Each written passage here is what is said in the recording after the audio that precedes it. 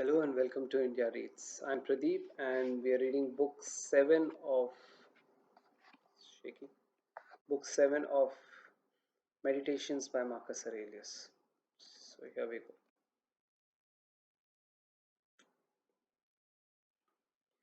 Evil, the same old thing. No matter what happens, keep this in mind. It's the same old thing from one end of the world to the other. It fills the history books, ancient and modern, and the cities and the houses too.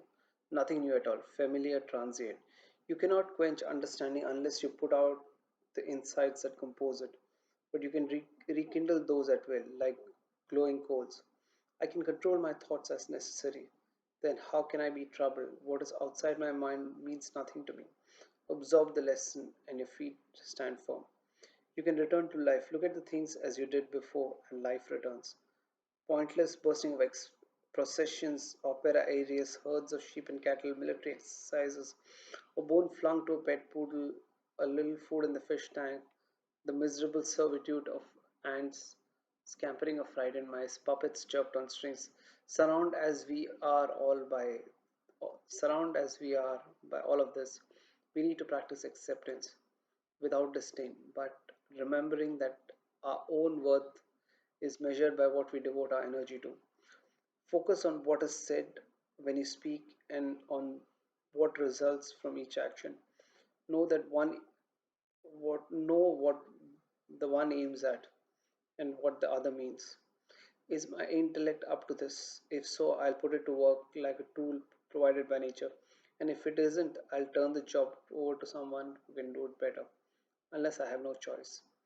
Or I do the best I can with it and collaborate with whoever can make use of it to do whatever the community needs done. But whatever I do alone or with others can aim at one thing only, what squares with those requirements. So many who remembered So many who were remembered already forgotten, and those who remembered them long gone. Don't be ashamed to need help. Like a soldier storming a wall, you have a mission to accomplish. And if you have been wounded, you need a comrade to pull yourself up. So what?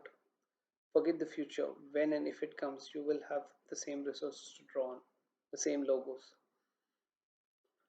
Everything is interwoven and the web is holy. None of its parts are unconnected. They are composed harmoniously and together they compose the world. One world made of many things. One divinity present in them all. One substance and one law, the logos that all rational beings share. And one truth.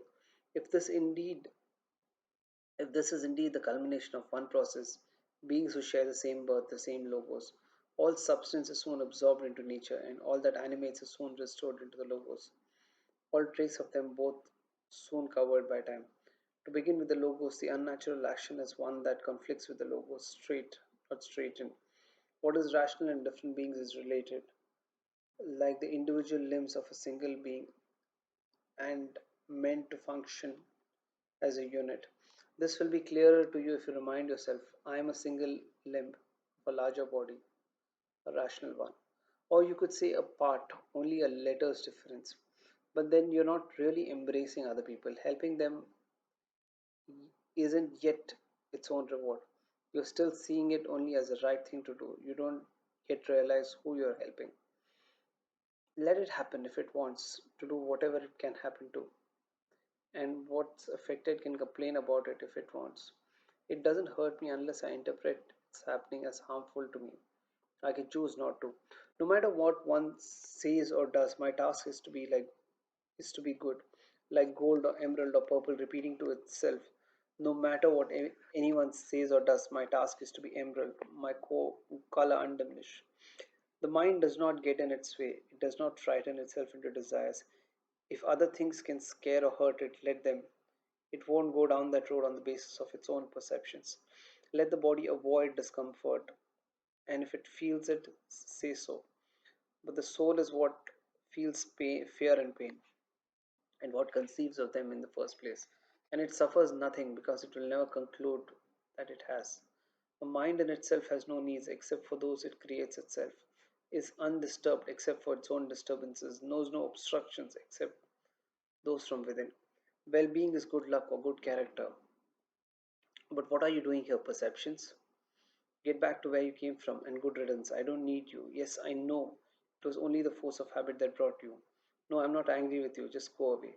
Frightened of change? But what can exist without it? What's closer to nature's heart? Can you take a hot bath and leave the firewood as it was? Eat food without transforming it? Can any vital process take place without something being changed? Can't you see it's just the same with you and just as vital to nature? Carried through existence as though rushing rapids, all bodies, which have sprung from nature and cooperate with it as our limbs do with each other. Time has swallowed a Crypsis, a Socrates, and an Epictetus many times over. For Epictetus, read any person, read anything. My only fear is doing something contrary to human nature, the wrong thing, the wrong way, or the wrong time. Close to forgetting it, close to being forgotten. To feel affection for people, even when they make mistakes, is uniquely human. You can do it if you simply recognize they're human too, that they act out of ignorance against their will, and that you both will be dead before long. And above all, they really haven't hurt you. They haven't diminished your ability to choose. Nature takes substance and makes a horse like a sculptor with wax, and then melts it down and uses the material for a tree, then for a person, then for something else, each existing only briefly. It does the container no harm to be put together and none to be taken apart. Anger is Anger in the face is unnatural, or in the end is put out for good, so it cannot be rekindled. Try to conclude its unnaturalness from that. If even the consciousness of acting badly has gone, why go on living? Before long, nature, which controls it all, will alter everything you see and use it as material for something else over and over again, so that the world is continually renewed. When people injure you, ask yourself what good or harm they thought would come out of it. If you understand that, you will feel sympathy rather than outrage or anger. Your sense of good and evil may be the same as theirs or near it, in which case you will have to excuse them. Or your sense of good and evil may differ from theirs, in which case they are misguided and deserve your compassion. Is that so hard? Treat what you don't have as non existent. Look at what you have, the things you value the most, and think of how much you crave them if you didn't have them. But be careful, don't feel such satisfactions that you start to overvalue them, that it would upset you to lose them.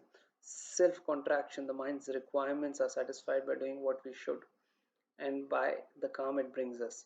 Discard your misperceptions. Stop being jerked like a puppet. Limit yourself to the present. Understand what happens to you to others. Analyze what exists. Break it all down, material and cause. Anticipate your final hours and other people's mistakes. Leave them to their makers. To direct your thoughts to what is said, to focus the mind on what happens and what makes it happen. Wash yourselves clean with simplicity, with humility, with indifference to everything but right and wrong. Care for other human beings, follow God. All are relative, it's been said, and in reality, only atoms. It's enough to remember the first half. All are relative, which is little enough. On death, if atoms disperse, if oneness quenched or changed, on pain, unendurable pain brings its own end with it. Chronic pain is always endurable. The intelligence maintains serenity by cutting itself from the body. The mind remains undiminished, and the paths that pain affects, let them speak for themselves if they can. On ambition, how the mind works, the things that they long and fear. Events like Events like piles of sand drift upon drift, each one soon hidden by the next. If his mind is filled with nobility, with a grasp of all time, all existence, do you think our human life will remain much to him? How could it be? How could it, he said, or death be very frightening? Not in the least. Kingship, to earn a bad reputation by good deeds, disgraceful that the mind should control the face, should be able to shape and mold it as it please, but not shape and mold itself. And why should we feel anger at the world, as if the world would notice? May you bring joy to us and those on high, to harvest life like standing stalks of grain, grown and cut down in turn. And if I and my two children cannot move the gods must have their own reasons. To what is just and good is on my side. No chorus of lamentations, no is there. Then the only proper response for me to make is this. You're much mistaken, my friend, if you think that any man worth his salt cares about the risk of death and does not concentrate on this alone. whatever he is doing is right or wrong, and his behavior a good man's or a bad one's. It's like this gentleman of the jury, the spot where a person decides to station himself, or wherever his commanding officer stations him. Well, I think that's where he ought to take his stand and face the enemy and not worry about being killed or about anything but doing his duty. But my friend, consider the possibility that nobility and virtue are not synonyms with the loss and preservation of one's life. It is not possible that a real man should forget about living a certain number of years and not should not cling on to life, but leave it up to the gods, accepting, as the women say, that no one can escape his fate, and turn his attention on how he can best live his life before him. To watch the courses of the stars as if you revolved with them, to keep constantly in mind how the elements alter into one another. Thoughts like these wash off the mud of life below. Plato has said it right. If you want to talk about people, you need to look down on the earth from above. Herds, armies, farms, weddings, divorces, births, deaths, noisy courtrooms, desert places, all the foreign people, holidays, days of mourning, market days, all mixed together, a harmony of the opposite. Look at the past, empire succeeding empire, and from that extrapolate the future, the same thing, no escape from the rhythm of events. Which is why observing life for 40 years is as good as 1,000. Would you really see anything new? Earth's offspring, back to earth. But all that's born of heaven, to heaven returns again. Even that or the cluster of atom pulls apart, and one way or the other, the insensible elements disperse. With food and drink and the magic spells, seeking some novel way to frustrate death, to labor cheerfully and so endure. The wind that blows from heaven, a better wrestler or a better citizen, a better person, a better resource in the tight places, a better forgiver of faults. Wherever something can be done as the logos shared by God and men dictates, there all is in order. Where there is profit because our effort is productive, because it advances in step with our nature, there we have nothing to fear.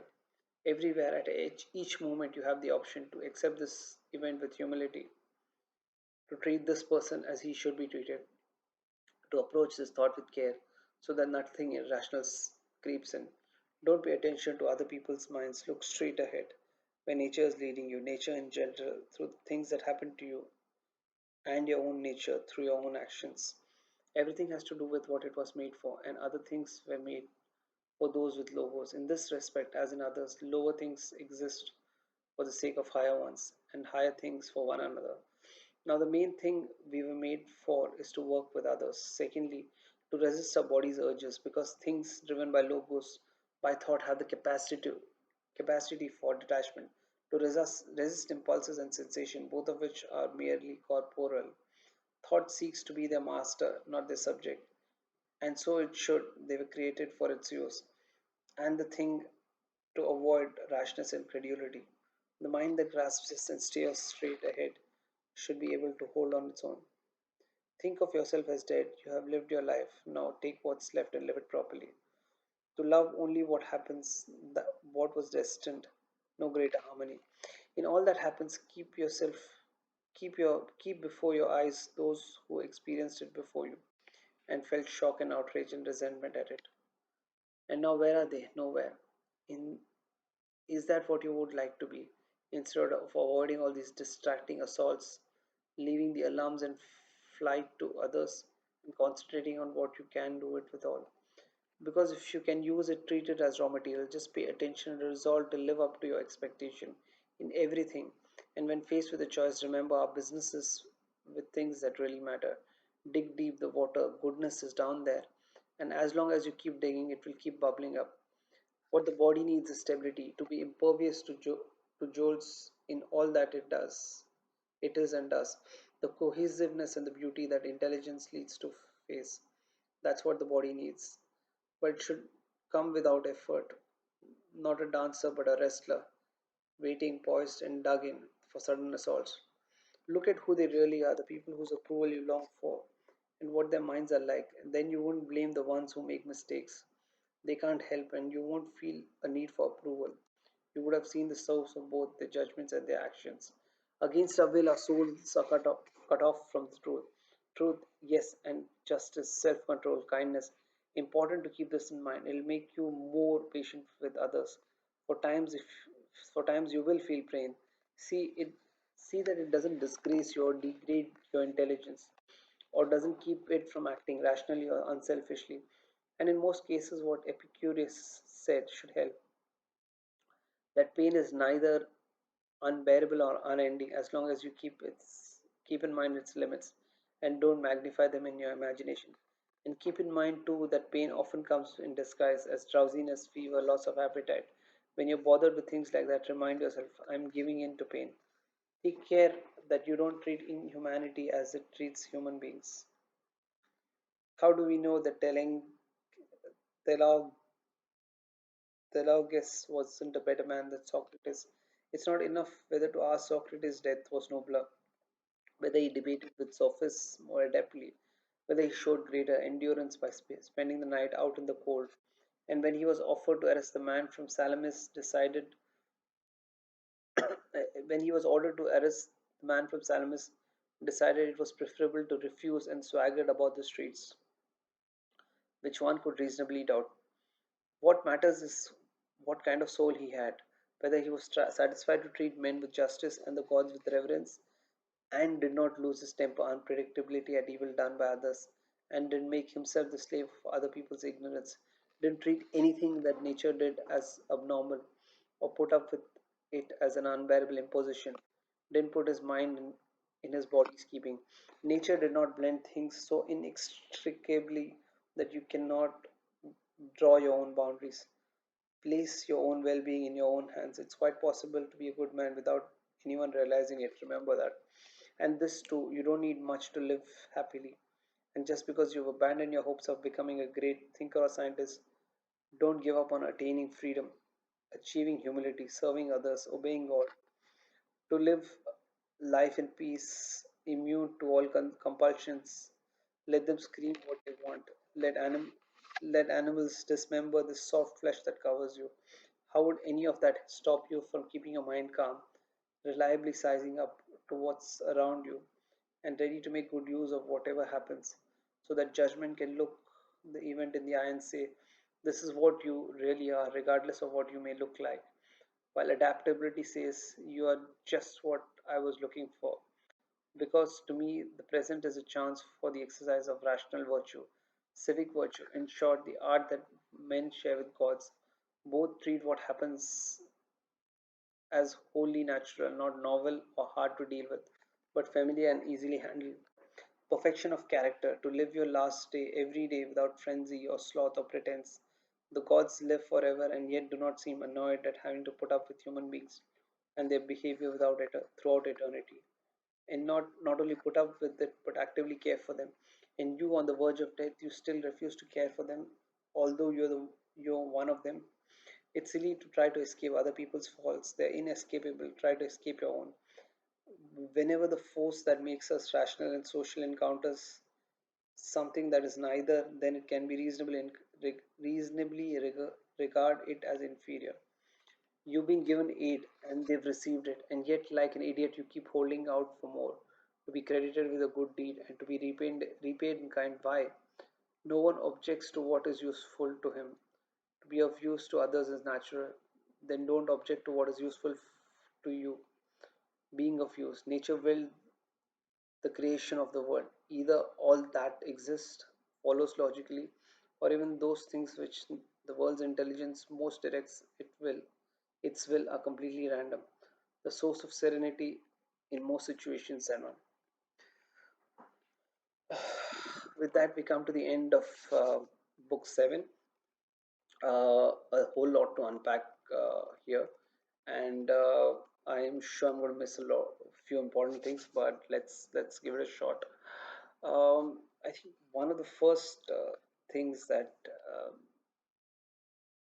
you can pick out from is that when you have problems, don't be ashamed of asking for help. Like a soldier who's storming a wall, you have a mission to accomplish. So if you are hurt in the mission, ask your comrades for help. There's no shame in that. Yeah. And the bigger message there is about acceptance. Accept what happens to you, and that will help you take a look at things logically and move from there. Whether you're getting what you want, in which case accept that. If you're not getting what you want, then ask for help. Don't get stuck in between. uh, Forget the future. Don't dwell too much on the past. Stay focused on the present and take it one step at a time. uh, what else, what else is there which is important? Yes, be like emerald.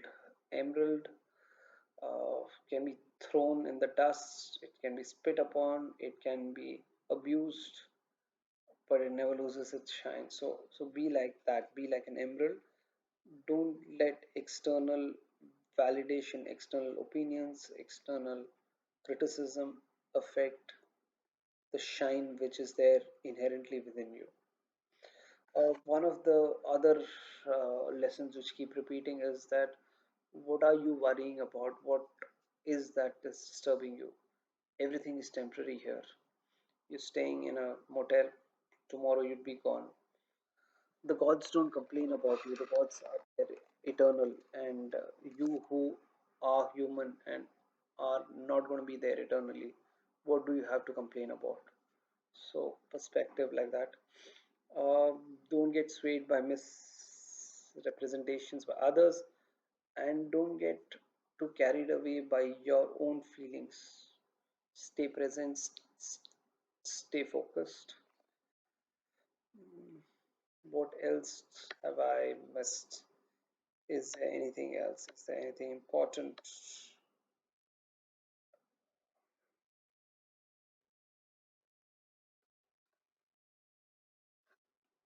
If you do a favor to others, forget about it, move on. Don't hold it as a debt for which you need to be repaid. Life doesn't work that way. You are a small part of the bigger whole. So if there is something which happens to you which is not good, maybe it's good for the whole. So understand the dynamics of it. Yeah, thank you. And we'll catch up in book number 8. Thank you.